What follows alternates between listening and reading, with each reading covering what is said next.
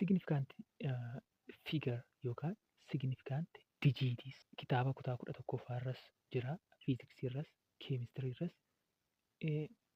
barnoota baay'ee keessatti barachaa turre. Kun haaraa miti.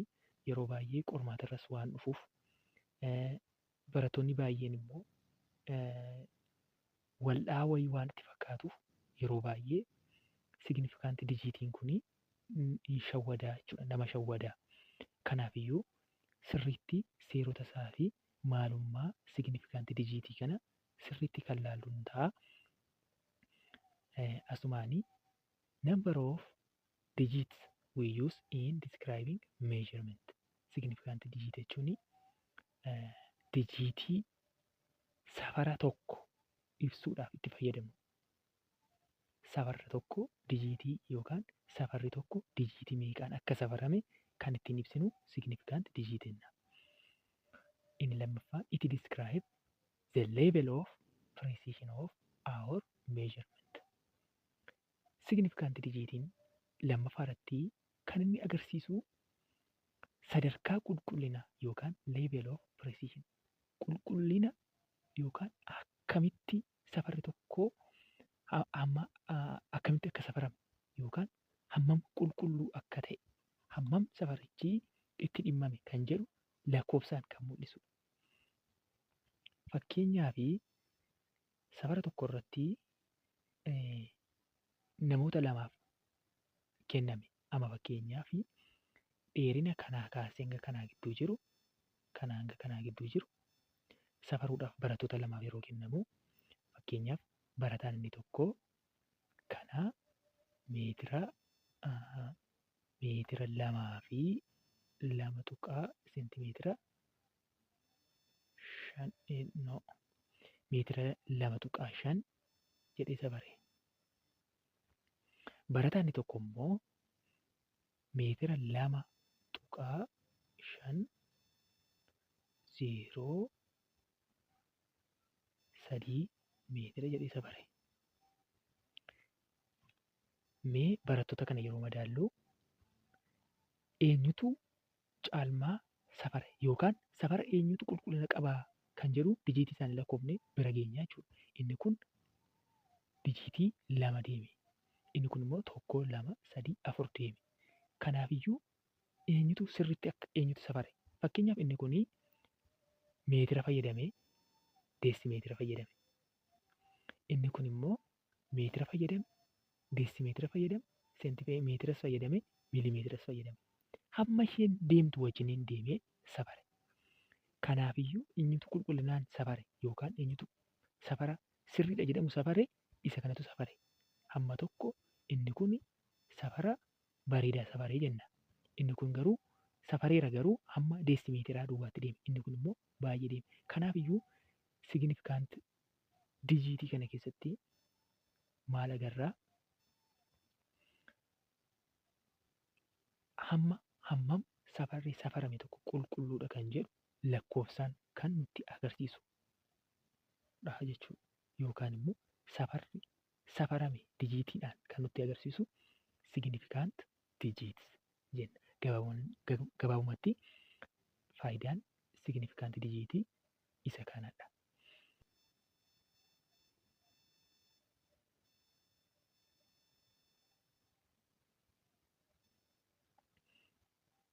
Kanatti aansinee basic rules for finding the number of significant digit. Kitaaba keenyarraa basic rule kan jedhamanii akkamittiin significant digitii kana akkaataatti lakkoofnu wantoota 5tu jiru. Isaanis inni tokkoffaanii all non-zero numbers are significant kan jedhu. Kana jechuun lakkoofsi zeeroo hin ta'in kamiyyuu signifikantiidha. Fakkeenyaaf example 22 yoo jennee signifikantiidha. Signifikantii jechuun hin lakkaa'ama. Fakkeenyaaf meeqadha? 2dha. 22 signifikantii 2 qaba. Nan zeeroo amma fakkeenyaaf 326 yoo jenne meeqa signifikantii 3 qaba. Kan biraa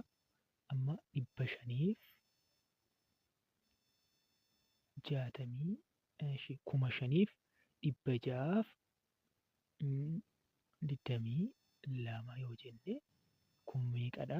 Signifiikaantii meeqa qaba? 1, 2, 3, 4. 4 qabaachuudha. Signifiikaantii 4. Seerri tokkoffaan maal jedha? All non-zero numbers are significant. Gabaabumatti lakkoofsonni zeeroo hin ta'in signifiikaantiidha. Kana kanumaan bira dabarra. Basic ruuliin inni lammaffaan maal jedha lammaffaa irratti?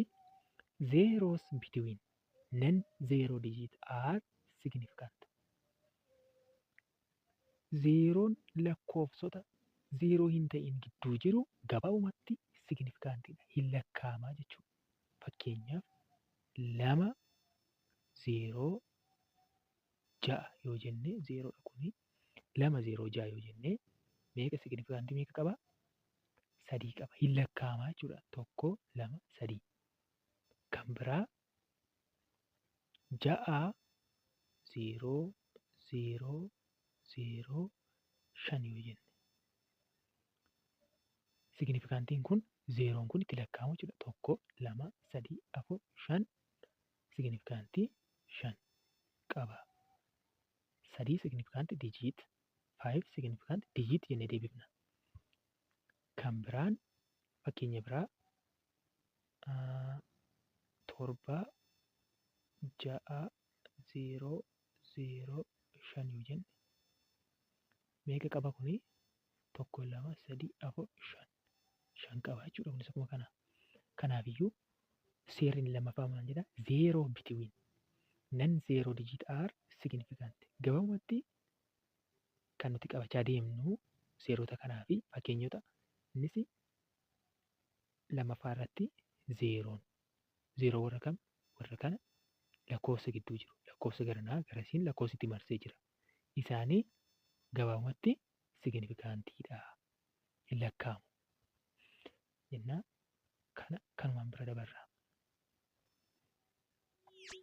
Inni sadaffaan zeros used to indicate the smallness or largeness of a values are not significant.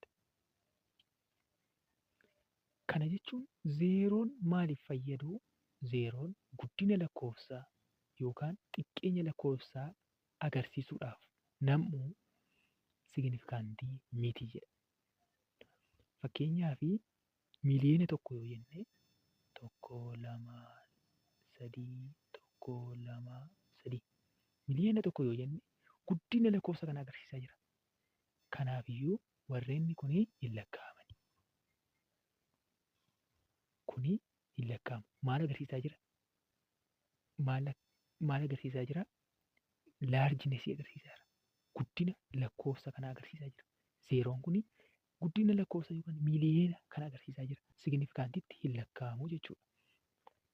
Kan biraan immoo 0.0005 yoo jenne fakkeenyaaf kun maal agarsiisaa jira? Kuni xiqqeenya lakkoofsa agarsiisaa jira. Isa kam agarsiisa kun? Smallness agarsiisaa jira. Kanaafiyyuu hin lakkaa'amu. Signifiikaantiitti hin lakkaa'amu yookaan signifiikaantii dijiitii miti. Meeqa lakkaa'ama ree? 2tu kana duwwaatu lakkaa'ama. 2 signifiikaant digit. Inni kunoo 1 signifiikaant digit jennee ibsina. Fakkeenya biraa 62,062 yoo jenne 62,000 yoo jenne kana jechuun hin lakkaa'amu. Zeeroonni kun hin lakkaa'amani. Maaliif? Kun qoodduudha. Tuqaa akka hin fudhanne. Kun qoodduudha. Tuqaa ta'ee jennaan garuu hin lakkaa'ama. Kanaafiyyuu qoodduudha kun. Kuni signifiikaantii dijiitiitti hin lakkaa'amu. Kanaafiyyuu meeqa qaba kuni? 2 signifiikaant dijiit jenna. Mee fakkeenyota kana yoo ilaalle tokkoffaa irratti fakkeenya kenname 0.00 jedhee jira. Taansee 5, 4, 2 jedhee jira. Gabaabumatti Zeeroon kun kan inni agarsiisu yookaan zeeroon kun leading zeero jedhama. Kana maal agarsiisaa? Xiqqeenya agarsiisa. Smallness agarsiisa. Kanaafiyyuu zeeroon kun hin lakkaa'amu. Kan lakkaa'amu warra kana sadan jechuudha. Innis kanaafiyyuu sadii significant figure yookaan sadii significant digit jenna. Fakkeenya lammaffaanis akkasii. Zeeroon kun xiqqeenya agarsiisa. Leading zeero jedhama. Inni kun zeeroon inni dhumaa kun immoo tuqaatii asitti waan jiruuf itti lakkaa'ama. Kanaafiyyuu 1, 2, 3, 4, 5, 6 jennee lakkoofna. Isa itti aanutti yoo dabarree inni itti aanu maal agarsiisaa? Guddina agarsiisa. 705 kun signifikantiitti lakkoofna. Kanaa jechuun kun guddina waan agarsiisaa jiruu fi hin lakkaa'amu jechuudha. Inni dhumaa kun immoo 250 tuqaa 000 jedha. As keessatti waan nuti ilaaluu qabnu inni kun tuqaadha.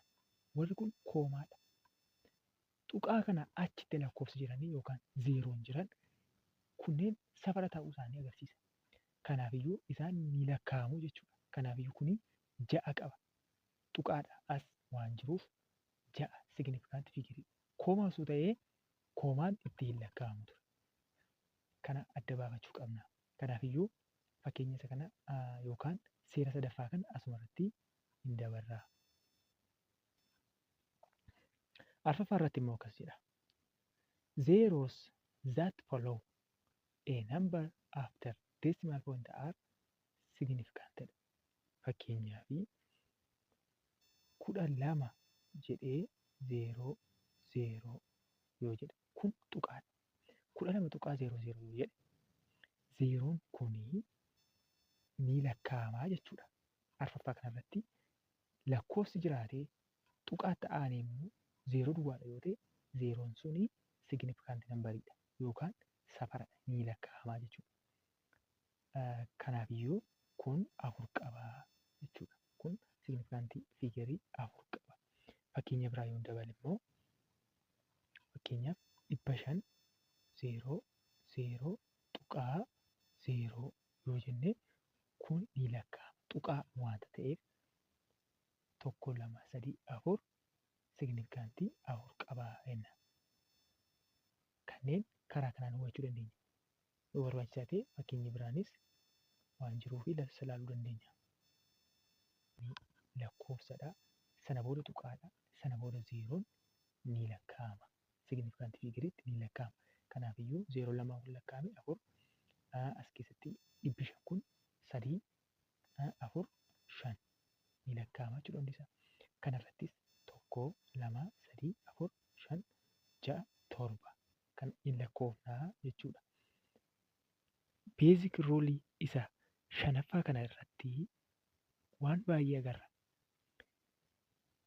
Shanaffaa irratti maal jedhaa? Zeros that follow a number may be significant. Wantoota baay'ee iddoo tokkotti dhoskee waa hin kaa'e fakkaata. Ta'uu danda'a yookaan immoo ta'uu dhiisuu danda'a. Fakkeenyaaf 0 signifikantii 1 duwwaa qabaa jenne. Garuu meejermentiin yoo bukkee jiraate immoo meetira yoo qabaate immoo meeqa ta'e 3 ta'e. Kan biraa 40,000 fakkeenyaaf 40,000 kana qobaatti yoo barreessine akkas goonee 40,000 kuni signifikantii 1 duwwaa asis 1 duwwaa lakkaa'ama. Garuu kiiloogiraama bukkee jira. Meejermentii irratti sababa fayyadaa jiruuf yookaan safara sababa agarsiisaa jiruu fi iddoo kanatti wanti itti lakkaa'ama ni lakkaa'ama jechuudha.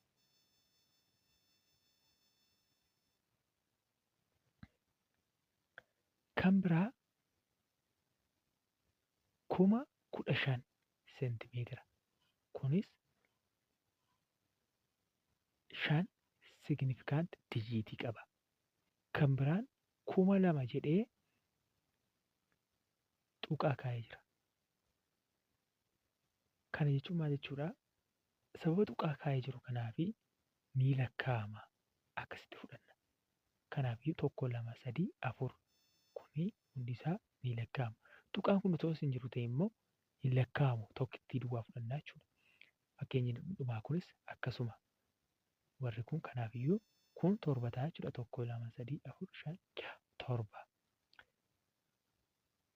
Tokko kan nuti agarru kanadha. Maal keessatti? Meejarmentii keessatti. Yoo meejarmentii hin agarsiisu ta'e fakkeenyaaf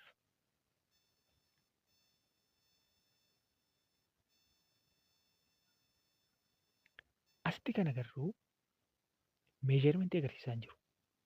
Maal agarsiisaa jira? Kaawunti yookaan lakkoofsa agarsiisaa jira. $1,000 jechaadha. Iddoo kanatti immoo barattoota 5,000 jechaa jira. Iddoo kanatti immoo kitaaba 2,400 jechaa jira. Iddoo kanatti kun meejarii miti. Meejarmentii miti. Maaloodha? Kaawuntiingidha. Lakkoofsadha. Lakkaawwiidha malee meejarmentii miti. Signifikanti fiigariin kaawuntiingii irratti maal ta'a? Ambigiyeesiidha. Kana jechuun 1,000 kanaa signifikanti fiigarii isaa dubbachuudhaaf hin dandeenyu.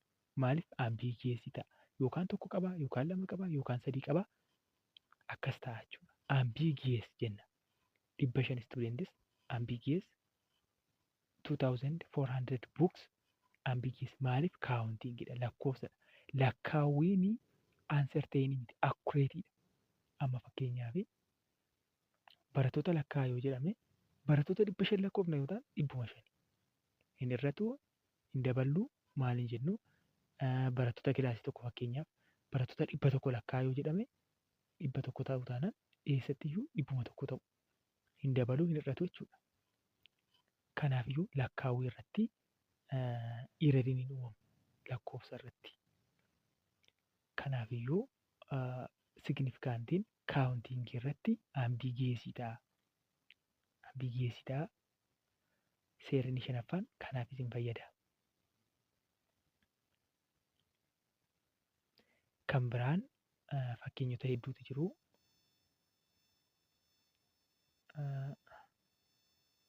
Kanneen ilaaluu dandeenya. Hunduma isaatti kan qabatudha.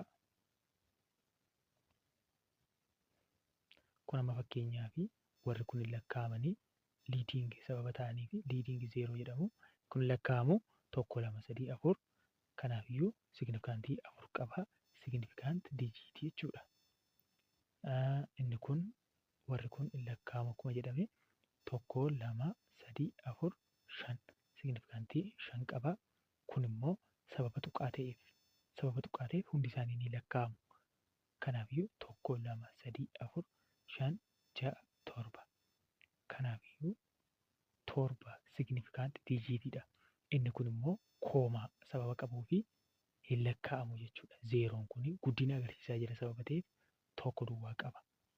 Akkasittiin ilaaluu dandeenya.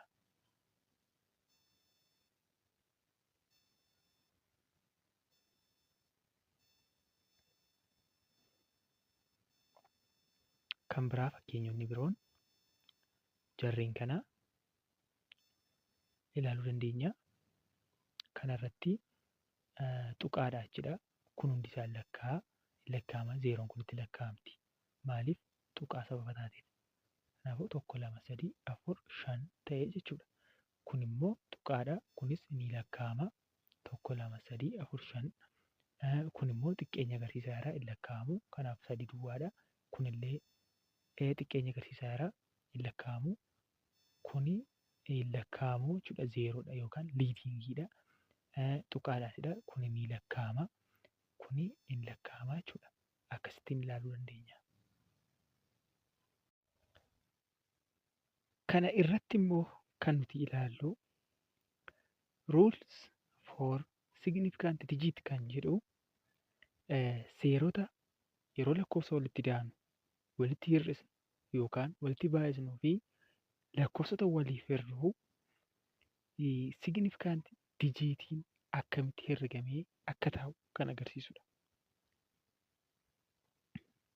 Maal jedhaa rule 1 irratti when approximate number are multiplied or divided the number of significant digit in the final answer is the same as the number of significant digit in the least accurate of the factoredha.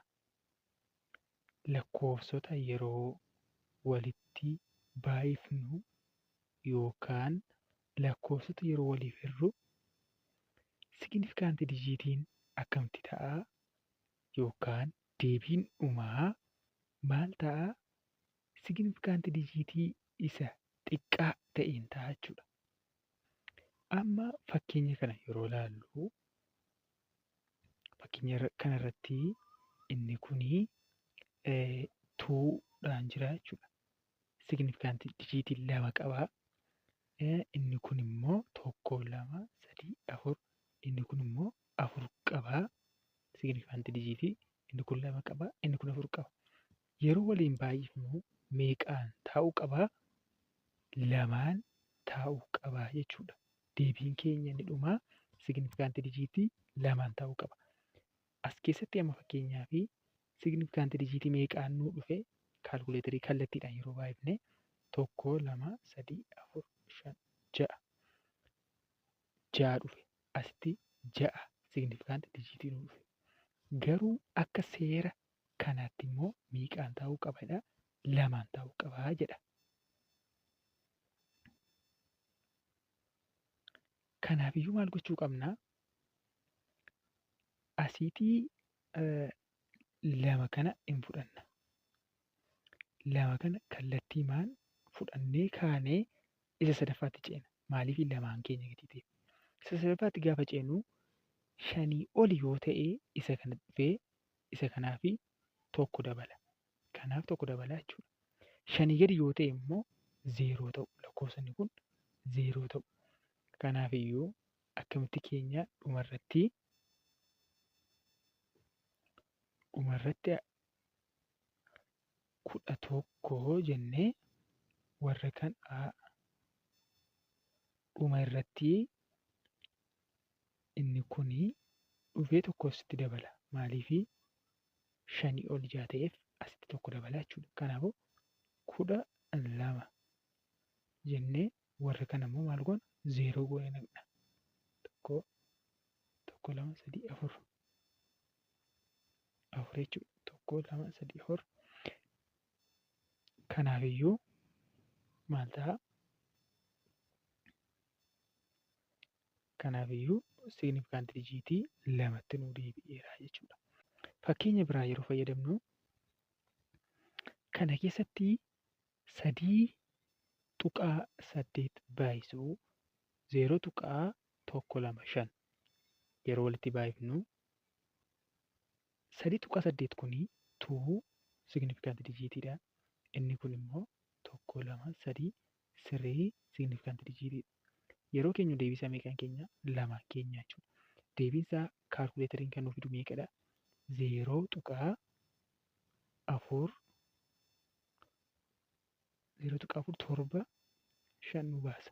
Kaalkuleetariin kana nu baasa. Garuu akka seeraatti meeqaan keenya signifikantii 2 kaa'uu qabna. Kanaafiyyuu isa kana maal goona? Raawundi goona. 5 gatii ta'eef inni kun immoo qeenxee gatii ta'ee fi raawundi ta'eetu isa kana guddisa. Meeqa ta'a? 0.48 ta'a. Mee fakkeenya biraa gaafa laallu hiruu keessattis akkuma baay'isuu keessaa yeroo lakkoofsa ta'eef hirruu signifikantii akkamitti keenya signifikantii isa xiqqaatiin keenya akkuma baay'isu jechuudha. Kana keessatti iddoo kanatti 2 qabna, 2 signifikantii qabna. Iddoo kanatti 1, 2, 3, 4 signifikantii qabna. Deebiin kaalkuleetariidhaan nu dhufu meeqadha? 1.3, 5, 9, 9, 4, 7 itti fufa. Digitii meeqa jechuudha? 1, 2, 3, 4, 5, 6, 7, 8, 9, 10. Hamma 10tti achuma deema. Least significant digitii kanaan keenya. Asitti 2 qabna. Kanaaf meeqatti geeshina? 1.3 jedhu kana 1 barreeffannee kaanee 1 meeqaan kaa'uu qabna? 2 kaa'uu qabna. Isa 5 kana ilaalla. Kun 5 isaa ol gatii ta'ee fi kanatti raawundi godha. Kanatti dabalaa jechuudha. Kanaafiyyuu isa kana meeqa godha? 4 godha. Sana booda akkamitti keenya 1.4 jennee deebii keenya akkasittiin keenya. Signifiikaantii dijiitiin seera isaa baay'isuu fi hiruu irratti akka kanatti ta'a jechuudha. Lammaffaa irratti immoo seera isa lammaffaa irratti immoo yeroo lakkoofsota idaanu yookaan yeroo lakkoofsota walirraa hir'isnu akkamittiin keenya kan jedhuu fi akkamittiin keenya the number of significant digits should equal the smallest number of decimal place of any term in the sum or difference. Waan idaanu yookaan walirraa hir'isnu keessaa isa kamiin keenya smallest number of decimal place. Smallest number of decimal place kan jedhu kanaan keenya. Fakkeenyi asirratti nuuf kenname 9.65. 9.65 kuni decimal place 2 qaba. Kanarraa 2 argina. Asirratti 1dha. Asirratti 2dha. Deebiinsaa meeqaan nu dhufe? 2 nu dhufe. Deebiinsaa 15.16 akka kaalkuleetara irraa nu bahutti jechuudha. Seera kanaan immoo maaliin keenya smallest number of decimal place'dhaan keenya. Insa xiqqaadhaan keenya maaliif tuqaa booda lakkoofsa tokko booda duwwaa hambifnaa jechuudha. 15 akkuma inni jirutti barreeffannee tuqaa jennee asiitii tokko qabna gatii ta'eef tokko duwwaa daballa. Sana booda maal goona? Tokko jechuurraa isa isatti aanu ilaalla. Isa ja'affaa kanatti aanu kana ilaalla. Tokkotti isa aanu kan 6dha. 5 oli waan ta'eef raawundi goona. Hin guddifnaa jechuudha. Meeqa ta'a? 2 ta'a. 15.2 jenneetu seentimeetira yuunitii isaatiin keenyaa jechuudha. Akkasittiin gabaabsinee seera isaatti fayyadamnee akkasittiin keenya. Fakkeenya biraan yoo fudhannu fakkeenya kanaan immoo kan nuuf kenname kanarratti amma fakkeenya 19.45 nuuf kenname. 0.45 asirratti decimal place'n keenya 2dha. Poointii booda lakkoofsa 2 qabna. Asii poointii booda lakkoofsa 1 qabna. Kanaafiyyuu yeroo kana kaa'annu poointii booda lakkoofsa 1 keenya. Fakkeenyaaf 52 tuqaa jennee 6 keenya. Maaliif isheen kun raawundi hin gootu? Lakkoofsi 5 taatee jirtu 6 lakkoofsa guutuu 6 ta'ee fi as dabartee raawundi sababa hin goonee fi osoo raawundi hin godhin 52.6 jennee deebii xumuraa keenya akkasitti kaawwanna.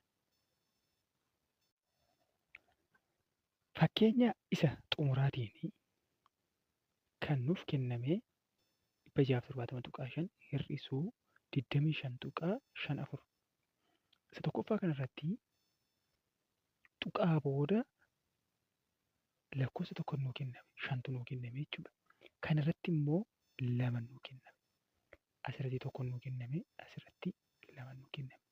Kanaafuu deebisa meeqaan keenya? 1 keenya.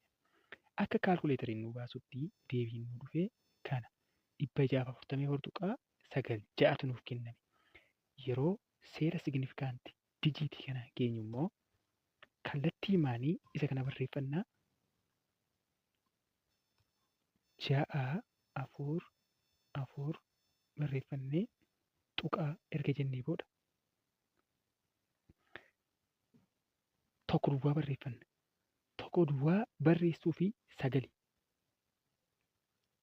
ta'ee fi 9 taansee 6tu jira. 6 kun immoo 5 olidha. Kanaafiyyuu isa kanatti dhufee tokko dabala. Akkasumatti hin badu jechuudha. 6 kuni 9 kanatti tokko dabaleetu bada malee akkasumatti hin badu. Kanaafiyyuu maal goonaa? Yeroo 9tti tokko dabalamu 10 ta'a. Sana booda maal goona? Tokko as dabarsinaa jechuudha. Tokko asirraa dhuftee as dabarsiti. Kanaafiyyuu 4 kana balleessinee meeqa goonaa? 5 goonee tuqaa asiitii 9 kun 10 ta'ee tokkos dabarsee dagatee ofiisaa meeqa as ta'e 0 as ta'e.